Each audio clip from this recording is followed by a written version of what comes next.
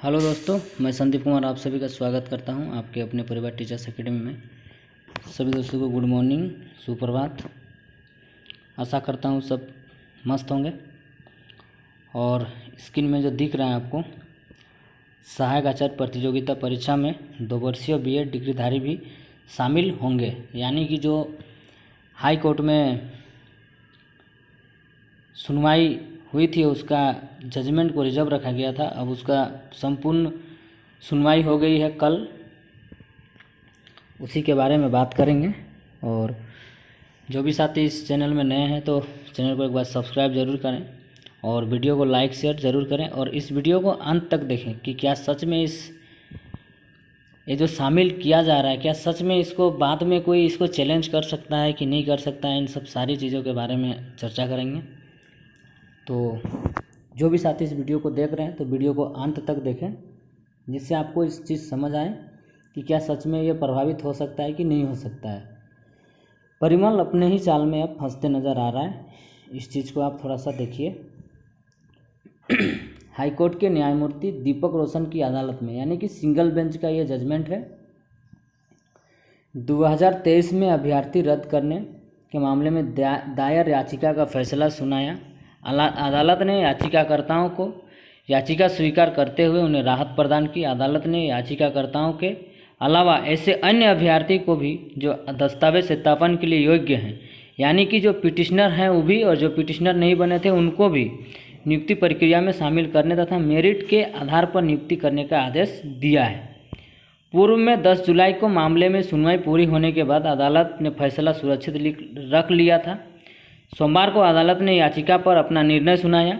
इससे पूर्व याचिकाकर्ताओं की ओर से वरिष्ठ अधिवक्ता अजित कुमार ने पक्ष रखते हुए अदालत को बताया कि अभ्यर्थियों ने 2 वर्षीय बीएड की डिग्री प्राप्त की है। एनसीटी ने ही 1 वर्षीय बीएड को 2 वर्षीय किया है। यह सुप्रीम कोर्ट और जस्टिस वर्मा आयोग की रिपोर्ट के बाद पूरे देश में झारखंड सहित 2 वर्षीय बीएड पाठ्यक्रम लागू किया गया था। इस आधार पर अभ्यर्थियों की अयोग्यता घोषित करना उचित नहीं है। यानी कि 2014 के बाद एनसीटी का ही एक नियमावली आया था जिसमें 2 वर्षीय बीएड करने का एक नियम बना था। उसी के आधार पर 2 वर्षीय बीएड शुरू हुआ, यानी कि 1 वर्षीय बीएड को समाप्त करके 2 वर्षीय बीएड लागू किया गया। तो उसी के आधार पर इस चीज़ों को हाई कोर्ट ने जजमेंट सुनाया, जिसमें बोला गया कि जितने भी अभ्यर्थी वैसे हैं जो इस बहाली प्रक्रिया में प्रभावित हो रहे हैं जेटेड पास, वो सभी शामिल होंगे, जिसका भी 2 वर्षीय बीएड है। लेकिन पहले ही इसका जजमेंट सुप्रीम कोर्ट के द्वारा दिया गया है, जिसमें बताया गया है कि गेम स्टार्ट होने के बाद नियम में चेंजेज नहीं हो सकता है। 2022 नियुक्ति नियमावली के अनुसार ही यह बहाली प्रक्रिया को पूर्ण किया जाना है। अब आदेश को ऊपरी अदालत में दी जा सकती है चुनौती, यानी कि यदि जेएसएससी चाहे तो इस मैटर को लेकर के हो सकता है जा सकता है और नहीं भी जा सकता है। अब जेएसएससी नहीं भी कैसे जाए, क्योंकि जब नहीं जाएगा तो फिर भी माननीय सर्वोच्च न्यायालय का जजमेंट का अवहेलना हो जाएगा। जहाँ तक अनुमान है कि इस मैटर को लेकर के जेएसएससी यानी कि झारखंड सरकार सुप्रीम कोर्ट जा सकती है और हाईकोर्ट की एकल पीठ के आदेश को ऊपरी अदालत में चुनौती दी जा सकती है। जेएसएससी के अधिवक्ता संजय पिपरावाल ने बताया कि एकल पीठ का आज का फैसला सुप्रीम कोर्ट द्वारा परिमल कुमार के मामले में पारित आदेश के विपरीत है। यानी कि सुप्रीम कोर्ट का जो जजमेंट आया था उसमें 1 वर्षीय बीएड को मान्य करने का बात किया गया था, लेकिन सोमवार को जो सुनवाई हुआ उसमें हाई कोर्ट के द्वारा बताया, मतलब जजमेंट जो दिया गया उसमें 2 वर्षीय बीएड को लागू करने का बात किया गया है। जहां तक अब लगता है कि ये बहाली प्रक्रिया अब पूरी तरह फंसने जा रहा है।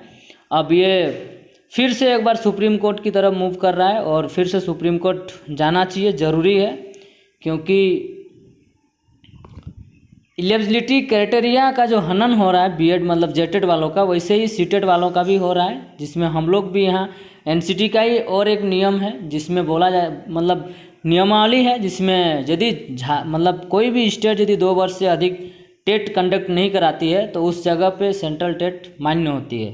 और वो झारखंड में अभी वर्तमान में सी टेट वैलिड नहीं है। और वैसे ही जो 2022 नियुक्त नियमावली था उसी के अनुसार इस बहाली प्रक्रिया को पूर्ण करना था और वो नहीं हो पा रहा है, जिसके कारण जहाँ तक है कि सरकार फिर से सुप्रीम कोर्ट जा सकती है। अब आगे क्या होता है वो इंटरेस्टिंग होगा। और जो भी साथी इस वीडियो को अंत तक देखे सभी को धन्यवाद। और जो भी साथी इस चैनल में नए हैं तो चैनल को एक बार सब्सक्राइब ज़रूर कीजिए और वीडियो को लाइक शेयर ज़रूर कीजिए। धन्यवाद। जोहार।